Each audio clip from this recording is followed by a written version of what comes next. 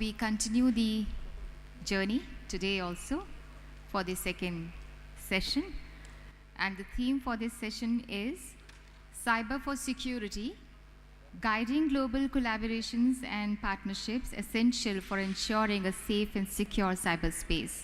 May I request all the delegates to kindly take your seats. We have amongst us Dr. Gulshan Rai.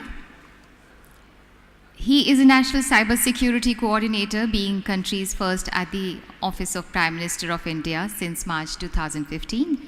He has been an active thought leader on GCCS cyberspace as a global commons concept.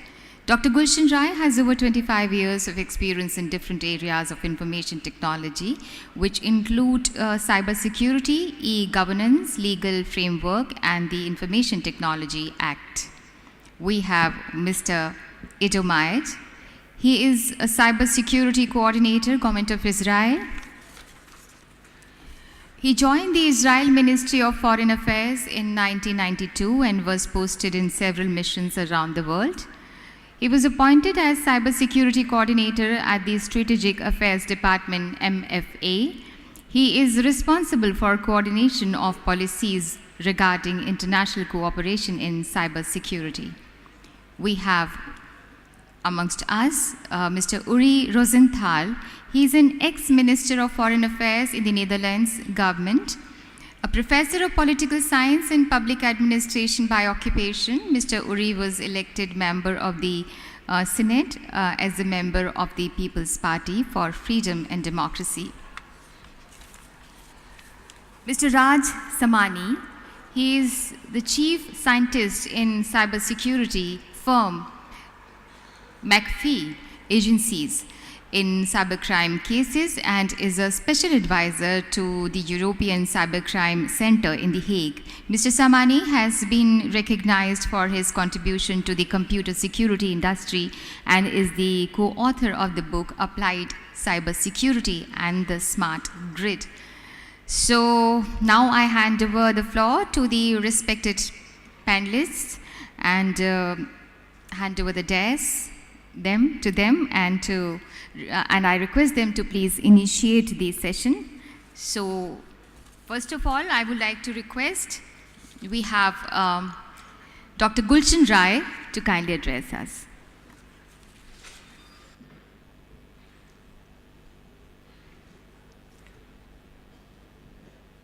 My distinguished panelists, distinguished delegates, friends, good morning to all of you.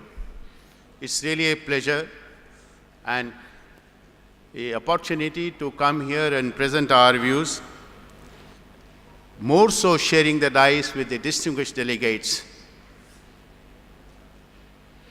I remember Dr. Earley Rosenthal called me in his office in April 2016, where he said that India should organize this conference, and that's the journey for the conference started. Friends, the Honorable Prime Minister yesterday said that this conference is being simultaneously seen, read and watched in more than 100 countries. That's the power of internet, which has brought all of us together. We can write, we can watch, we can edit, and that's the power of the internet which we are having it. Along the benefits of the internet and the information communication technologies, there are some bad effects also. The entire ICT infrastructure is under increasingly attacks.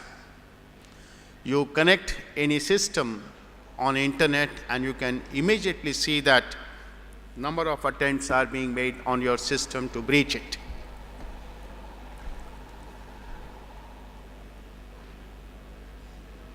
The number of incidents couple of years ago were in few lakhs numbers, but today when we look at it, those numbers have gone to millions, and There is no exact estimate, but some estimate says that there are about 25 million such kind of incidents which are happening worldwide. The incidents over a period of a time, though some of the nomenclature could be same, but the complexity, the scale has gone up tremendously. We were seeing the phishing mails, the phishing attempt. The same attempts continues today, but the complexity of the phishing attempts has gone up tremendously. The denial of distributed services, such attacks which were in terms of few megabits, today it's common to see in terms of 100 gigabits. There are new kind of attacks which are happening, and some of them I'll just read out. The zero-day attacks, the advanced persistent threats, the advanced malwares, and the ransomware, data theft, and there are targeted attacks on the systems there. The attacks of the nature of SQL injection, the remote code execution, etc. are the most common attacks which are observed in our system there. No doubt, every organization, every individual has taken certain steps. They keep on taking steps to install the technologies. Several companies, several organizations in the world have developed the most advanced tools like a next generation firewalls or next generation intrusion prevention systems. But the hacktivists and the cyber criminals keep on breaching those next generation tools too and cause the damage. The financial services, the health services, the IT services, the manufacturing and the logistics sector, telecom sector continues to be under the attacks, and as I said, the attacks are increasing there.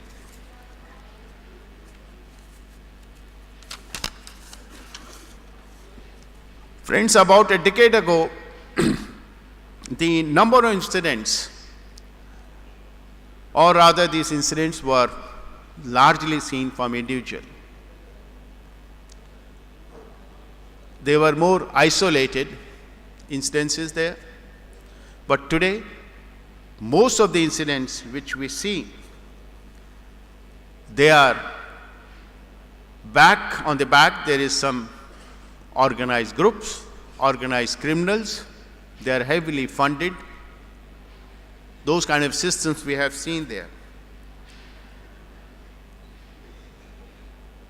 The criminals are also using the same internet which everyone is using for their productive purposes, and they exploit those internet facilities to bring more and more damage to the systems there. The recent incident of WannaCry, BetaCry is an example where 100-odd countries were impacted, causing a loss, huge loss into the system there. Some of the organizations came to the grinding halt as a result of those attacks there. We keep on listening and we keep on seeing in the media attributing those attacks to one group or the other groups there. But the real fact is, no one has been able to pinpoint exactly from where those attacks comes there. The command and control servers are located deeply. The information is hosted and shared on the dark nets and dark webs, and such information is picked up by someone else. I remember we have seen the anonymous hackers attacks in our country. Initially it started from to the extent of the 1 gigabits per gigabits attack, but it went on more than 100 gigabits attack. And the moment they realize that the infrastructure is adequately protected, they call the criminals all over the world to come together and start attacking system. So criminal gangs is organized, is funded there, and they are taking full advantage. As a result, the underground cyber economy is very strong and is growing there. The Honorable Prime Minister yesterday said that the technologies like artificial intelligence, machine learning, IoT devices are going to play a lead role in the coming years. World over, the countries are focusing to develop these technologies, but these technologies have a dual role, a double-edged kind of a role there. While they bring benefit, they help the people to secure their system by predicting the fault or predicting the vulnerabilities. They also help the cyber criminals and the perpetrators, adversaries, giving information about the vulnerabilities and making their task much easier.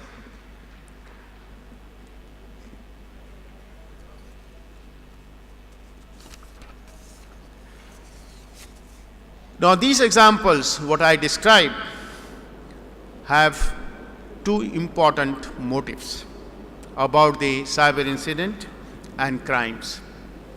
First, many of the most famous incident and data breaches are well interconnected and remain shrouded under the carpet. Secondly, the cyber threats having repercussion in one part of the country or one part of the world can be equally as devastating in some other part of the world or some other region. All of us accept the fact that the cyber incident and the crime seldom occurs in isolation. My experience says that any crime which happens, it takes couple of months to detect and couple of months to come up there. Of course, there are several forums, WSIS, UNGGE, ITU, BRICS, SCO. These forums are trying to make the cyber norms to bring certain order to address the issues which has a result because of the cyber attacks and in general from the cyberspace. However, unanimity on such efforts is still eluding. We are still far away from the. At the moment, there is no doubt that many countries do what they can to help one each other to investigate the incident. However, the information which is vital at times falls through the cracks, and that could have helped in solving the incidents there. Friends, while threats arising out of cyberspace and are increasing rapidly, the international law to deal with such cybercrime has become slow to adopt. The heterogeneity of the law enforcement agents, the law enforcement systems world over, and the technical countermeasures of different countries are making the evolution and adoption of the international law a difficult task. The issues relating to cyberspace are multidimensional and too complex, posing challenges in the development of the international law. Addressing the cybersecurity challenges requires a common vision of the international community to deal with the issue by fostering international cooperation. Countries can tackle the problem of borderless nature of the cybercrime by enabling actors beyond the borders of the single country. There will be win-win situation by all countries coming forward to cooperate. It is thus important for the international community to establish a comprehensive regime for addressing various types of cyber threats through the mechanism and framework of international cooperation. Such cooperation can function as a catalyst for evolving the international legal framework. It is felt that there should be enhanced cooperation which must be based on risk and sharing and exchanging information on the crimes and the cyber incidents, the mechanism those incidents were caused. We need to find ways and means. We need to identify the entities who should be involved or who should get involved in development of such mechanism and framework. One such mechanism is the forum of certs. Every country has a cert. We must empower them to exchange and work more closely. Today, I myself was the Director General of his CERT, Indian CERT. I have seen the helplessness of the CERTs, not only in India, but world over, to address those issues, particularly when it originates from multiple locations and from using the multiple technologies there. We need to take adequate steps to identify the criminals. We need to agree and evolve a mechanism for attributing the incidents. There is some view that attribution of incident is more related to military and intelligence. But my view is different. The attribution of the incident is necessary even if you have to handle the issue which is causing problems in the civilian sector also. Commercial sector, civilian sector. So we need to look at the attribution from that aspect and try to work out the framework which helps us to attribute. Such attribution will help and will go a long way in checking certain crimes and the security breaches there. The bilateral and multilateral agreements are the need of the day among various nations and geographies. Friends, cybersecurity is a game of cooperation. The underlying idea is the trust. Trust is needed not only among the different devices which are connected, interconnected. The trust is needed in every work, every process we do to secure our system. The international cooperation is one of the key to address the challenges arising out of ICT technology, particularly the technologies which we have started using and which have a more blown versions to come up, like artificial intelligence, IoT, machine learning, and the big data computing. Thank you very much.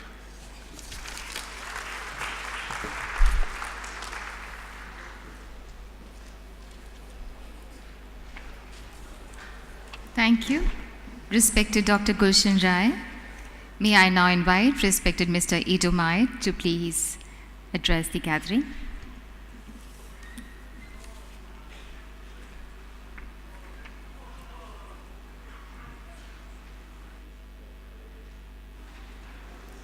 Can you hear me? Yes. Good morning. Shalom.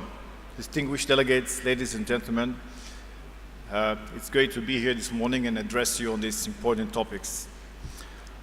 Cross-border collaboration in cyber is currently quite difficult, complicated, and therefore leaves much to be desired. However, it is clear that by working together, we can defend more effectively. Prime Minister Benjamin Netanyahu recently said, it's important to have cooperation between some governments, especially like-minded governments. The more we work together, the stronger and safer we will become.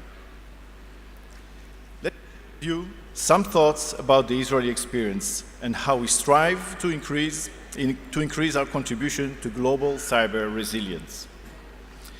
Israel's cyber capabilities are to a large extent the result of its unique global position, being at the forefront of the fight against terrorism and regional instability, but also at the cutting edge of advancing technological development. In terms of the global efforts to mitigate and eliminate cyber attacks, this combination of threat and opportunity positions Israel as a global player. As such, Israel believes in free, safe, and unhindered access to information to allow for further social and economic development globally. If any inspiration can be drawn from the Israeli experience in cyber, it should most probably include its innovative and creative spirit, which is the direct result of the effort to preserve and protect democratic values against threats from the digital domain. Let me first share with you how we see the development of cybersecurity on the national level. Israel's journey in cybersecurity started with the establishment of an agency within the General Security Service in the early 2000s to mitigate threats and attacks against critical infrastructures. In 2010, Prime Minister Benjamin Netanyahu appointed Professor Ben Israel to lead a national task force that would prepare the foundations for the creation of a new and independent national cybersecurity authority. This body would develop a national strategy and implement it as well. Thus, by 2012, the Israeli National Cyber Bureau was established, reporting directly to the Prime Minister.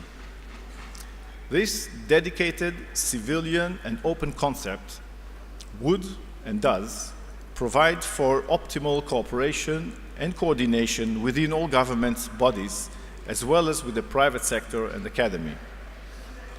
The next step was then to create the National Cybersecurity Authority in 2015 to implement a national strategy, along with formulating a government resolution to regulate cyber market. There are therefore two pillars to Israel's cyber approach: security and technology.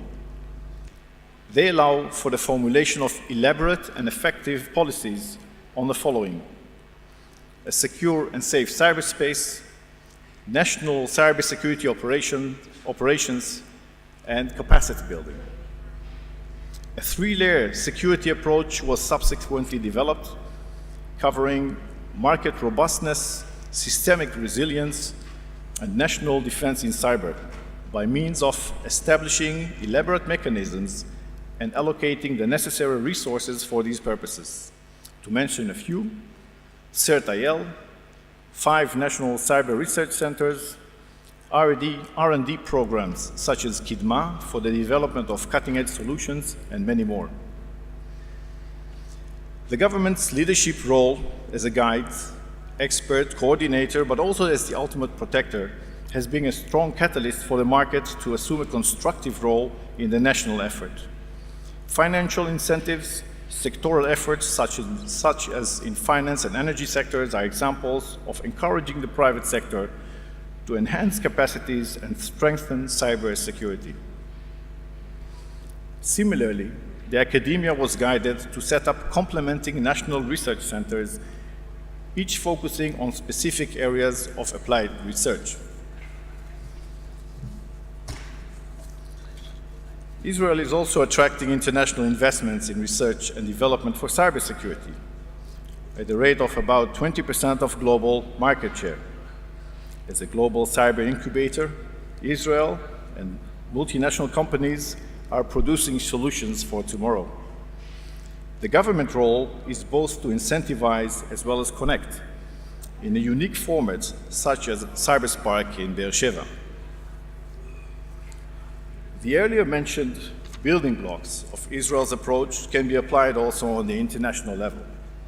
First, by focusing on a secure environment and by governments leading the way towards resilience, robustness, and ultimately defense. Second, by improving cooperation between the operational defensive bodies. And lastly, and most importantly, joining hands in capacity building. Today, Israel is witnessing a growing international interest in its in cybersecurity capacities and capabilities. Capacity building programs are envisioned as a primary tool for laying the foundations for future joint efforts. However, such efforts are often more effective if coordinated internationally in order to create a resilient front against cyber threats. In this regard, the Dutch initiative for the Global Forum of Cyber Expertise, of which Israel is one of the founding members, proves to be an excellent provider. At the same time, no formal mechanism could establish the confidence and trust that underpin any joint security operations. Current international efforts, such as the confidence-building measures resolution taken last year by the OSCE, are still important examples for advancing practical cooperation among states. Israel is seeking to contribute to the international work that is being developed through international and regional global organizations. Following the development of the OSCE CBM process as a Mediterranean partner, working with the Organization of American States and the Bank for Intercooperation and Development in America, and through the United Nations.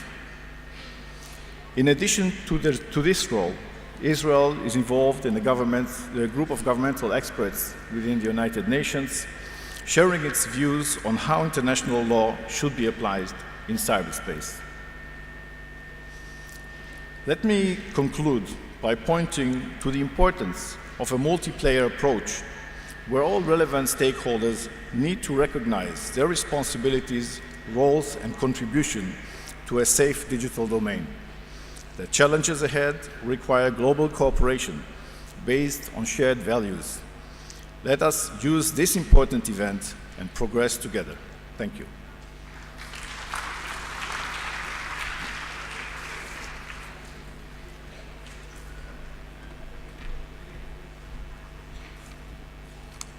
Thank you so much. May I now request respected Mr. Earley Rosenthal to kindly address the gathering.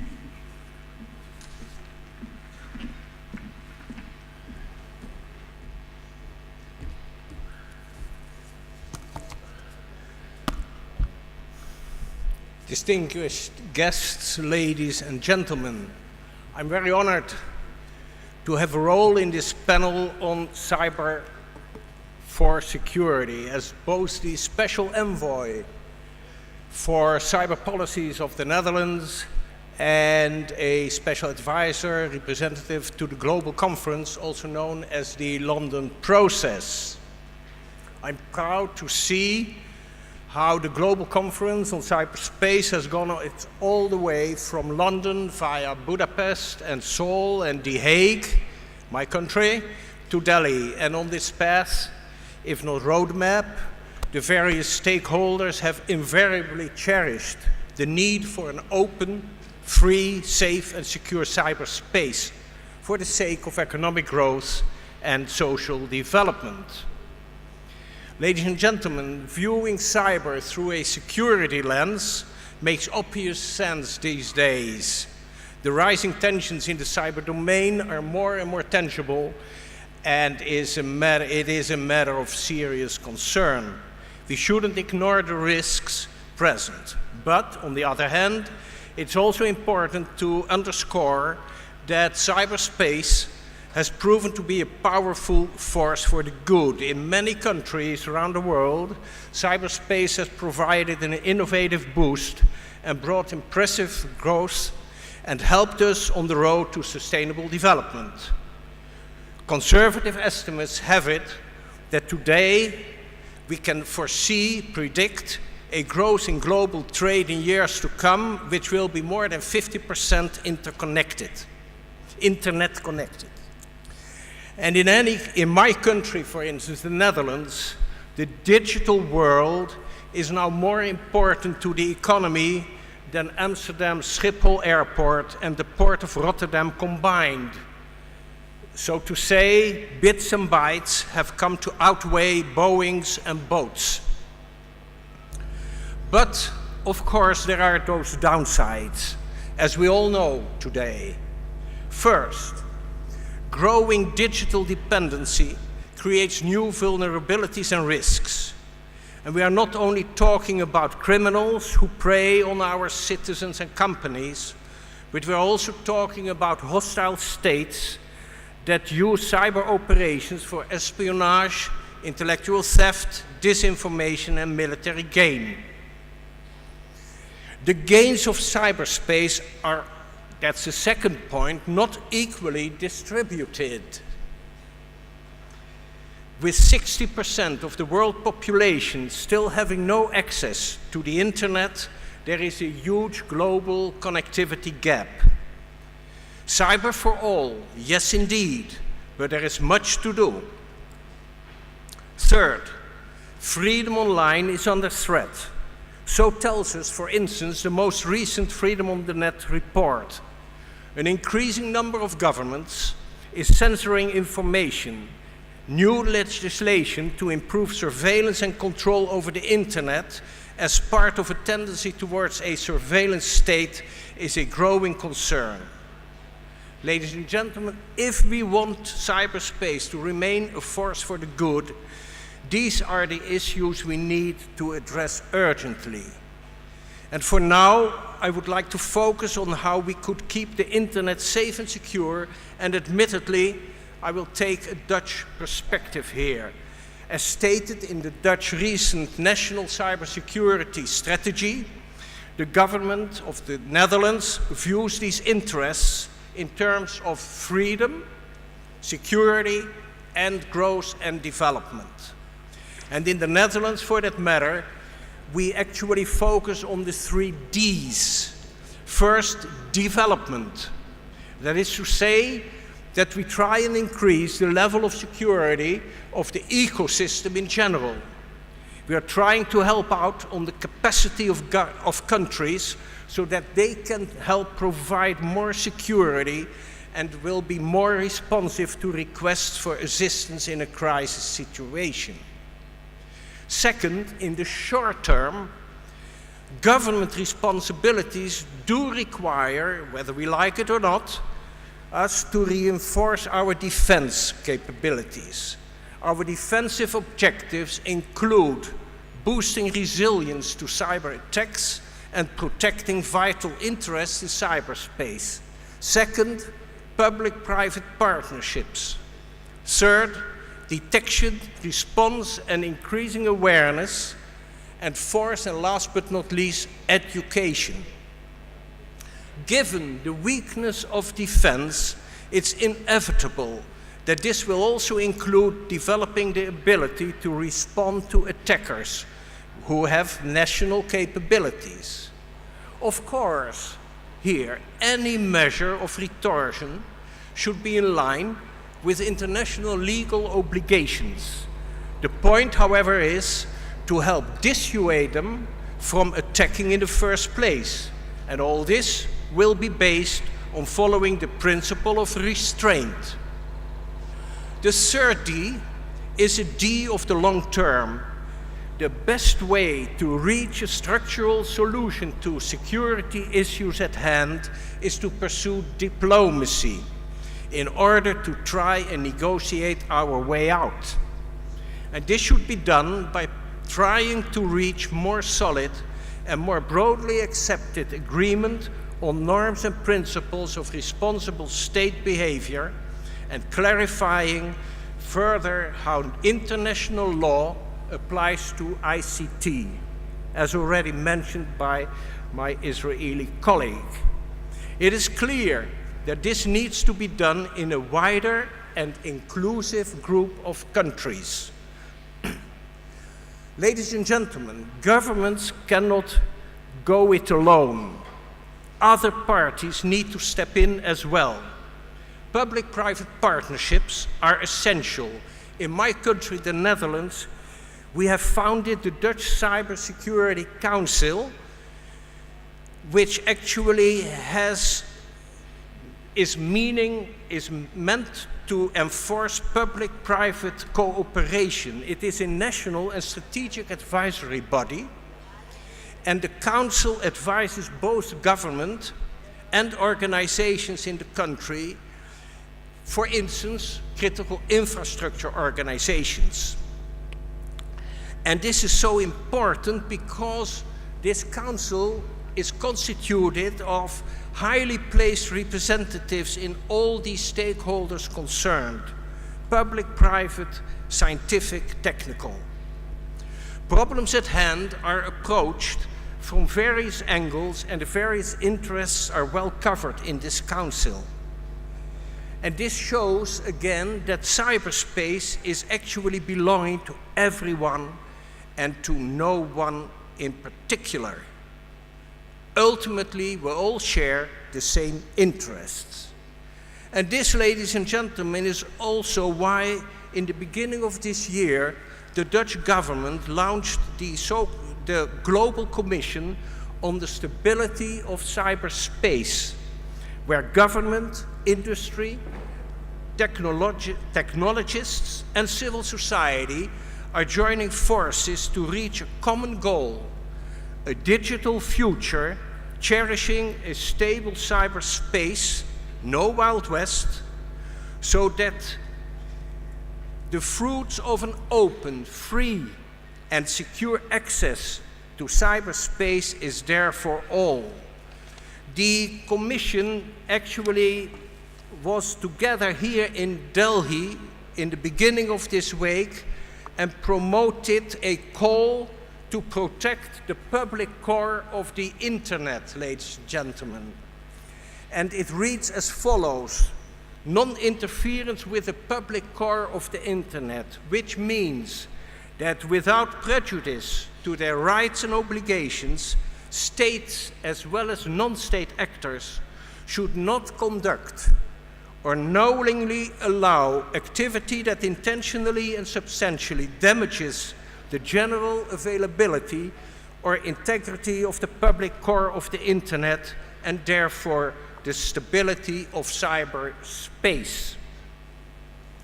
Ladies and gentlemen, for that matter, let me add to this the following: that it is of course of great importance here that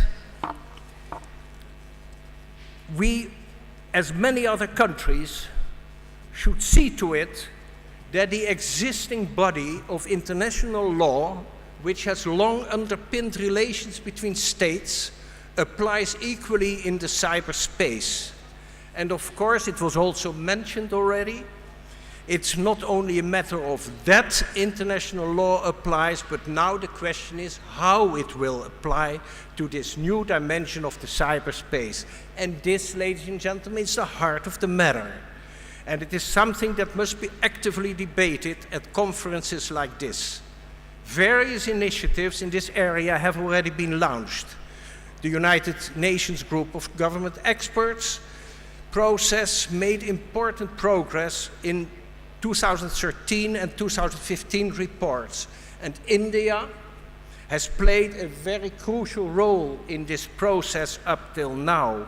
And we should all build on the important steps that have been taken thus far.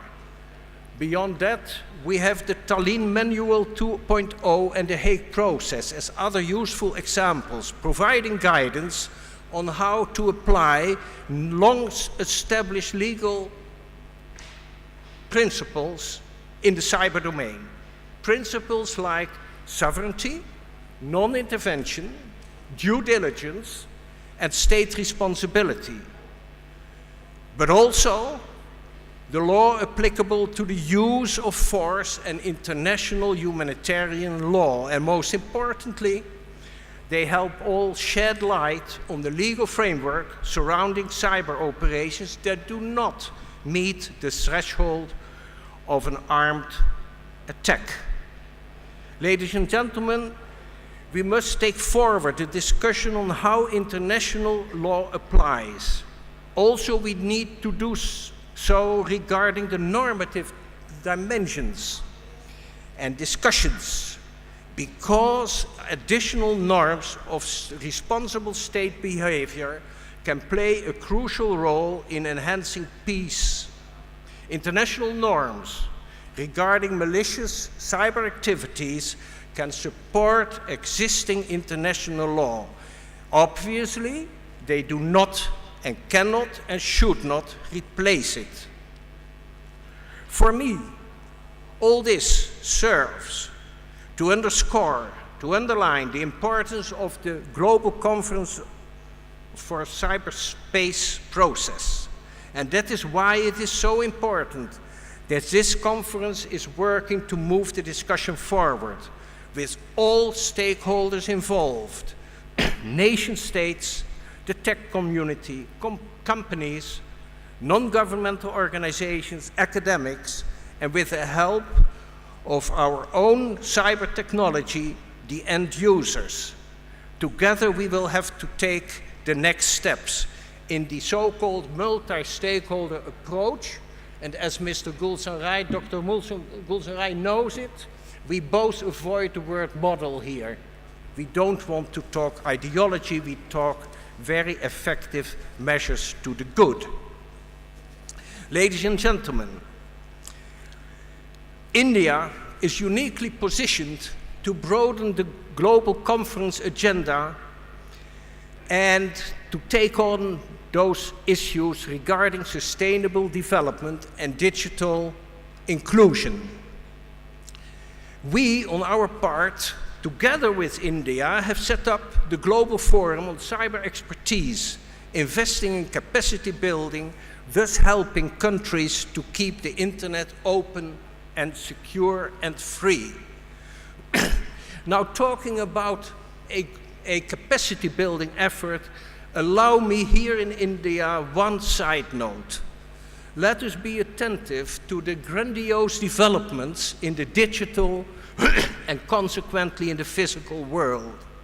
We talk often north and south, but digital technology is covering the non-Western world at a breathtaking pace. And indeed, we are also seeing now what we call leapfrogging processes, where the non-Western technological devices and processes are really something to look at. So when we talk about capacity building, we have to share best practices. And we in the West can learn so much too from our non-Western colleagues, including front-runner India. As co-chairs of the Global Forum for Cyber Expertise, the Netherlands and India are collaborating on an agenda in which economic growth, digital security, and online freedom go hand in hand. Cyber for all, as this year's theme of the Global Conference aptly puts it that way. With many of the next 500 million internet users coming from India, it makes perfect sense for India to play this prominent role. Ladies and gentlemen, let's work together towards our common goal, a safe and secure cyberspace where clear rules apply to us all. A cyberspace that is governed by the international rule of law, a universal force for the good. Thank you.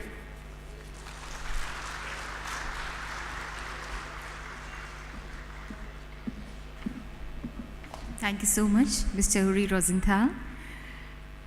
Now, may I request respected Mr. Raj Samani to kindly share your views with us.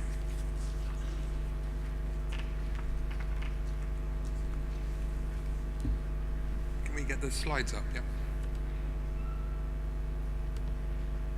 Can you go to slide 2? 6,312. That's the number that NHS England confirmed patients that weren't able to get medical care because of a computer issue.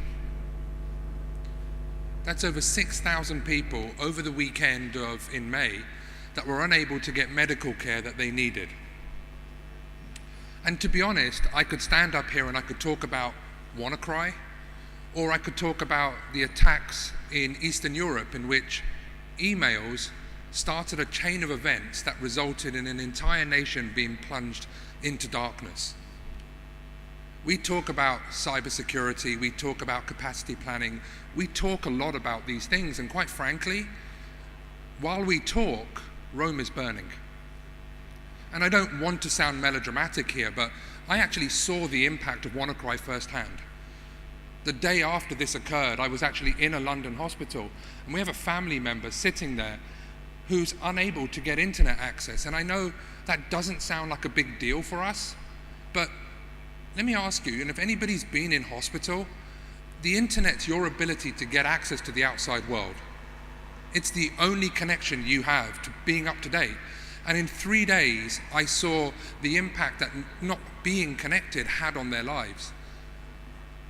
Somebody that was looking forward to getting procedures, somebody that was comfortable, actually their mood changed completely, and in 3 days, they didn't want to continue with any treatment. This is the reality of the world that we live in. The reality in which a 12-year-old child can get onto the dark web, order drugs, hire a hitman, or even buy stolen credit cards. We as a society need to do better, and we need to do this now. Can you go to the next slide, please? Now, we talk about public-private partnership, and I've got multiple examples, but I want to share with you one. And any of you that have heard me speak will know that this is probably my favorite project, because ransomware is a scourge that's impacting us all across the world. Criminals are holding up hospitals. Criminals are impacting educational establishments and private sector firms and public sector. And it's so simple to do. I have a presentation in which I say, can my dad become a cyber criminal? And the reality is he can. So no more ransom was established for this very reason. And we decided enough was enough. What we have to do as a society is we have to maybe stop talking and actually do something. And on the 26th of July 2016, we co-founded an initiative ourselves with some of our private sector partners, but also the Dutch National High-Tech Crime Unit in Europol. And we said enough was enough. Any of you that may have seen the film Lord of the Rings may remember that scene when Gandalf is crossing the bridge and he says, "You shall not pass." And this really was that moment. And no more ransom has been established to provide a repository where anybody that's impacted with ransomware can go to learn about how to protect yourself against it. We don't have to pay for it. You don't have to be a customer. You don't have to live in Europe. You can live anywhere in the world. And you can go to this website and you will get advice on how to protect yourself against ransom. Next slide, please. But more importantly, and I think more impactful, is the fact that you will get free tools to decrypt your computer. Now think about this for a second. Many of us here have received phone calls, frantic, from people that have got their data encrypted. Many of us are our default IT support for our families. And yet, when somebody calls you and says, "My files are corrupted," or "they're encrypted," what is the advice we give them? What would you tell your parents if they say they can no longer access their systems? What would you tell the small business who asks you, my systems are locked and my business is stalled"? Because the only advice we can give people today is, you pay criminals or you lose your data. That, to me, aren't two options that I particularly like. So we decided enough was enough, and we established this initiative, and the hard work that's done by ourselves and now 116 partners across the world, there's now solutions for them where we freely provide decryption tools. We give you the keys to decrypt your data for those variants that we've managed to break. Now, not every single one of them are covered, and we accept that. But in 1 year, we've successfully decrypted 30,000 computers, impacting criminals by $9.5 million US, and we've made zero revenue from this. Here you have private sector firms, ourselves, the likes, I know Symantec are here, all of these major firms across the world who've said, we're going to put revenue to one side and do what we feel is necessary. You've got law enforcement participation from all across the world, and we're directly impacting the return on investment that criminals have. Because today,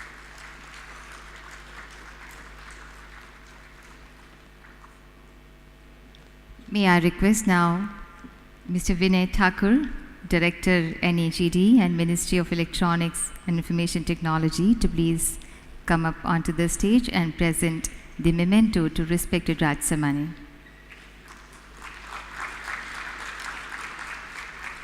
Thank you so much, all the guest speakers. And now I request all of you to kindly join us for lunch in the Pullman Hotel. And we shall resume the next session at 1:30 p.m. and we'll try to come back here by 1:20. Thank you so much. Namaskar.